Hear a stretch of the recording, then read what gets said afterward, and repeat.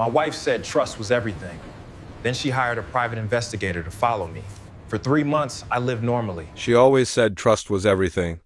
That if the trust ever disappeared, the marriage was already dead. I believed her.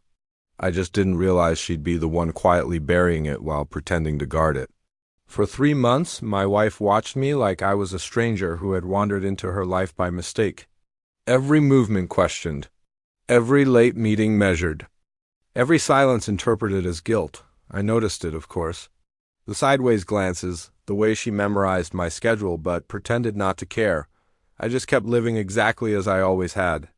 Work, home, family, routine. What I didn't know at first was that she decided the truth wasn't enough. She wanted proof of something that didn't exist. I found out by accident, a receipt left in the printer tray, a payment I didn't recognize, a company name that didn't belong anywhere in our finances. I looked it up quietly and felt something cold settle in my chest. Private investigation services. I didn't confront her. People don't hire investigators unless they're already convinced of a story. Challenging them only makes them dig deeper. So I let her dig. A week later, I spotted the car. Always distant, always careful. Following me at the same intersections, making the same pauses.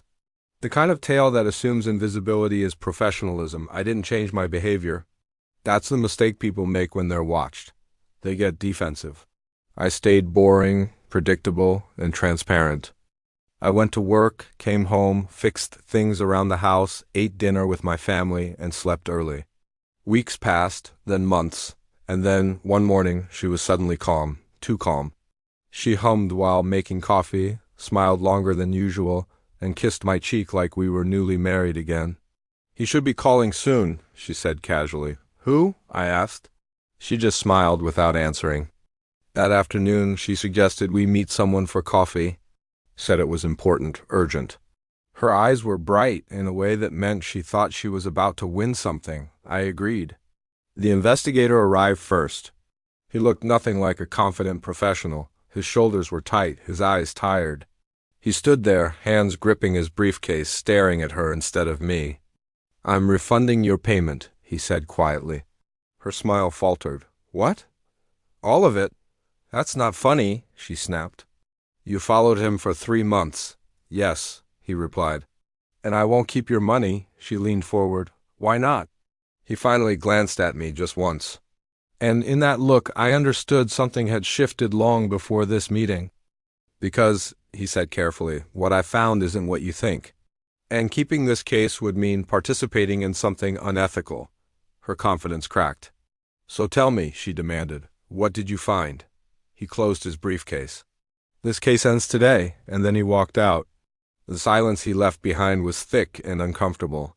She stared at the empty chair. "What did you do?" she whispered to me. I took a slow sip of coffee. I lived my life. She didn't believe me. That night she paced, checked her phone, and watched me like I was a locked door she was afraid might open. The truth arrived the next morning. She confronted me with anger, accusing me of manipulation, of hiding things, of turning the investigator against her. I let her speak. Then I asked one question. "Do you want to know what he found?" She hesitated. That hesitation told me everything. "He found nothing on me," I continued calmly, "because there is nothing. But while he was watching me, someone else was watching him." Her face drained of color. "Turns out," I said, "people who hire investigators often assume they're invisible. They're not." The affair came out slowly. "Not mine? Hers? The hidden accounts? The money siphoned quietly? The second phone? The lunches that weren't meetings?" The version of herself she lived when she thought no one was looking. She sat down hard like her legs had given up. "You set me up," she whispered. "No," I replied. "You exposed yourself." She cried, apologized, blamed stress, claimed paranoia. "I wanted reassurance," she said. "You wanted control," I answered. That difference mattered. The separation was quiet and clinical. Preparation removes chaos. She asked if we could fix things. I told her the truth. Trust isn't something you investigate. It's something you protect, and you didn't. Months later, I learned she told people a different story.